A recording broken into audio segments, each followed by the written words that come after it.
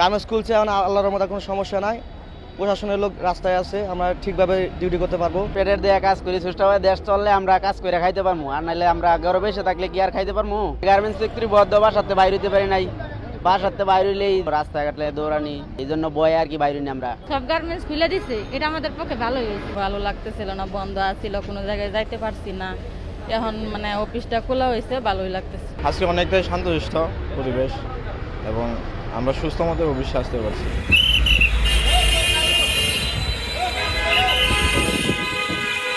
আসতে কোনো সমস্যা নাই, সুন্দরভাবে আসছি, কাজ করতেছি, ভালো লাগতেছে। আমরা খুশি হয়েছি, গরিব মানুষ অসহায়, কোথায় যাবো আমরা, দাঁড়াবো। রাস্তাঘাটে আসতে কোনো সমস্যা হয়নি আমাদের। 4 দিন আন্দোলনের কারণে প্রোডাকশন লস হয়েছে, ফ্যাক্টরি লস, আমাদের ওয়ার্কারেরও লস হয়েছে। এই ঝামেলা আমরা চাই না।